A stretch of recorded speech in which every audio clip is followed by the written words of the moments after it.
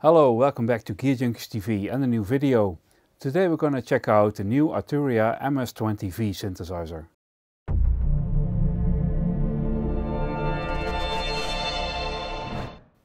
Arturia has just released the new Arturia V Collection 9. It has a lot of new features, including updates and new sounds. But it also has a brand new synth, and it is the Korg MS-20V.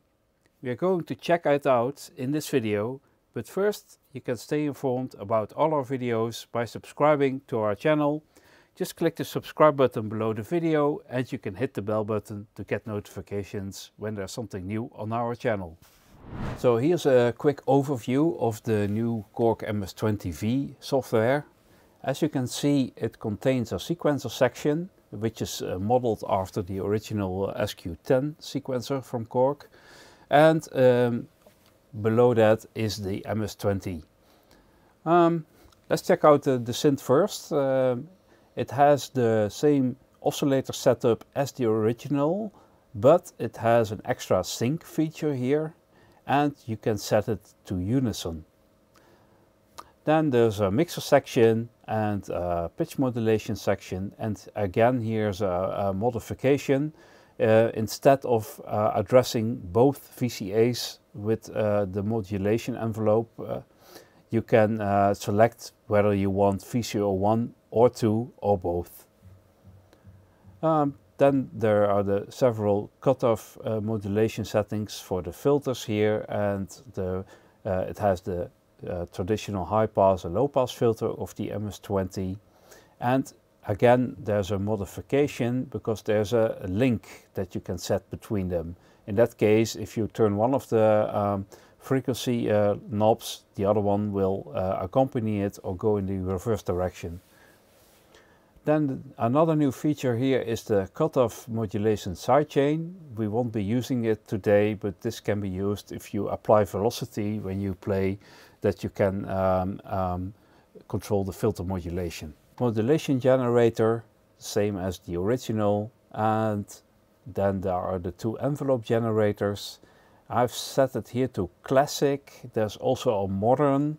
Not sure what this exactly is, but I think the modern one is modeled after the new MS-20 that Korg has made in the past years, and the classic one is the original model from the 1970s versions. Then there's an envelope generator here that can be triggered with the traditional gate, but it can also set to looping mode or trigger mode. On the modulation board on the right, we have roughly the same inputs and outputs as the original, and there's also the external signal processor here. I can't see any changes here as opposed to the original, but one nice thing is that if you move your mouse over the patch cord, it actually shows you what the connection goes through in the yellow, which is can be very handy because sometimes quite a confusing panel with all the different arrows here pointing to the different sections.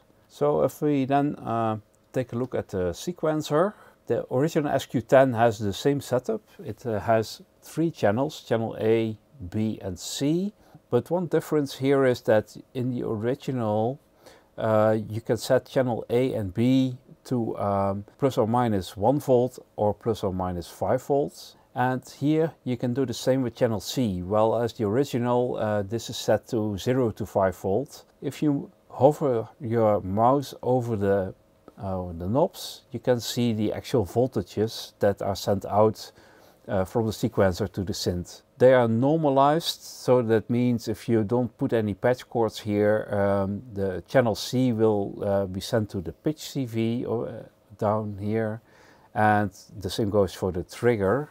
If we look at these 2 rows of buttons, in the original you have re-trigger input here, and Arturia has replaced this with the sequence length knob. So instead of patching here a sequencer reset cable in the hardware, you can set the length here. And further, there's a portamento channel C, which is a new function in this software sequencer. In this case, it means that channel C can have separate portamento as opposed to channel AB, which is another modification because on the original channel A and B have separate portamento settings, but they have combined it here. Then there are some settings here for the sequence mode, if it stays looping or whether it stops after you depress the key. And then there's the clock generator here, can be set to slow or fast. There's a swing factor, clock speed modulation, and finally an extra trigger out that is normalized to envelope generator 1. So we are so lucky to have an original Korg SQ10 here in the studio, as well as a Korg MS-20. And we thought it would be fun to see if we could make a patch on the software and then recreate it in the hardware or vice versa. It's not as easy as it might sound, because as we have seen, the software has a lot of extra features. And therefore I have chosen to create a blank patch in the software and create a patch using the sequencer and the synthesizer and only the classic settings. This means we won't be using the extra modulation options or the filter link, etc, etc.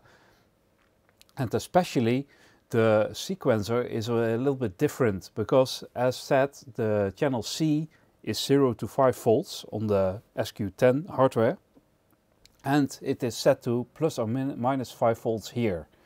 Now, to have an accurate software and hardware node comparison, I've done this as follows. I have connected the outputs of the 3 sequencer rows to this voltmeter.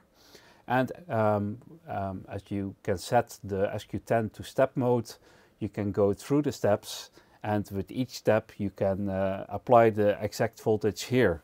If we look back in the software, we can see that when we hover over the knobs, the voltage is displayed, and changing with the mouse you can change the voltages here.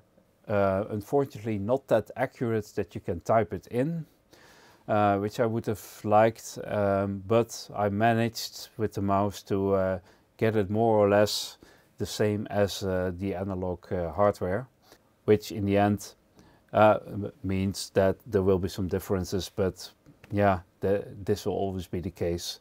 Anyway, it was an interesting experiment to do, and what I've created is, if I go over the patch, is I've used channel C as a pitch output, and I've applied this to the VCO 1 and 2 CV in, but I have used channel B also as a pitch output, and I've put that in the VCO 2 CV in. And when you do that here, it breaks the connection from the other VCO pitch input.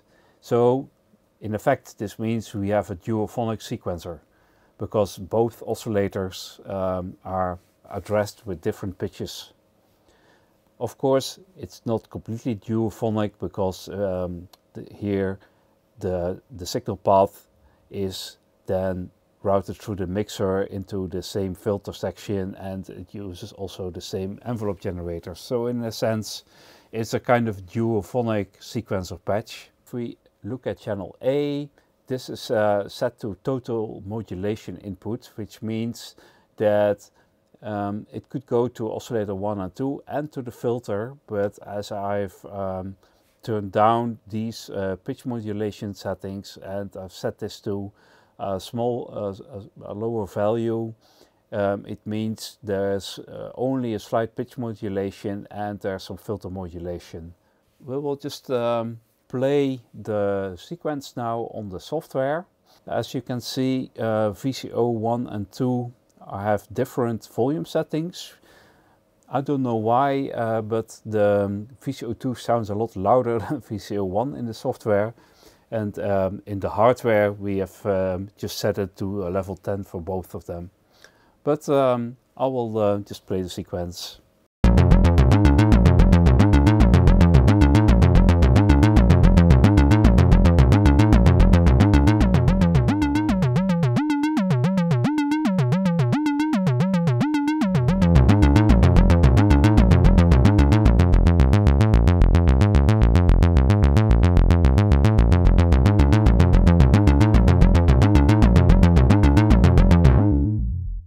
Now, as you can hear, there's some decay after you stop playing the keys. The sequencer keeps running. This is a feature of the software, and I couldn't find a switch to change this. But on the hardware, this is different because it just starts and stops when you press this button. So let's go over the hardware and see how that sounds.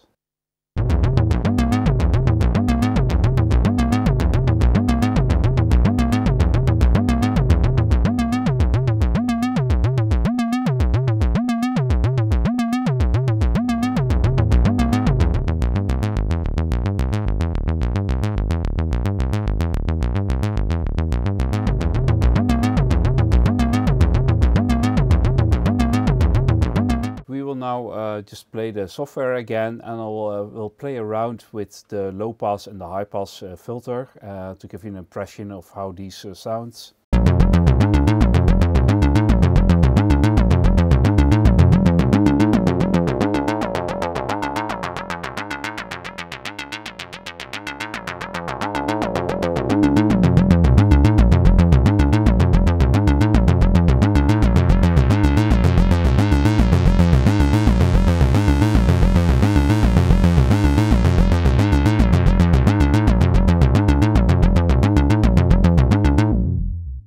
Now we play the same sequence on the hardware.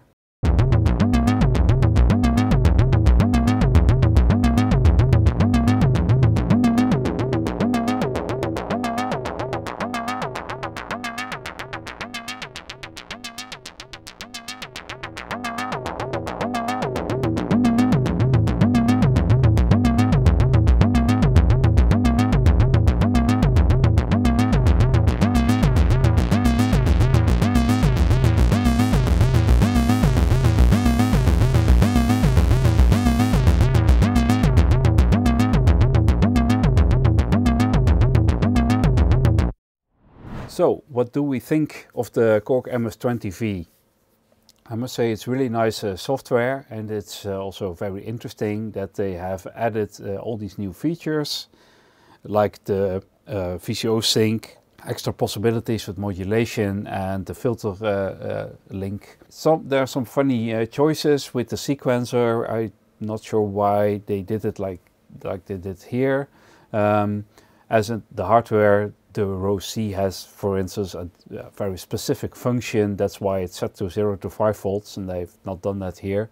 But anyway, it's still possible to create a lot of the same sounds on both of them. And of course, you cannot really make a real comparison because these machines are over 40 years old, and they have their own distinctive sounds which you like or you don't like, and the software sounds like a brand new machine. And it has its advantages as well. Well, thank you for watching. I hope you enjoyed the video, and if you did, please give us a thumbs up and don't forget to subscribe to our channel. We'll see you next time.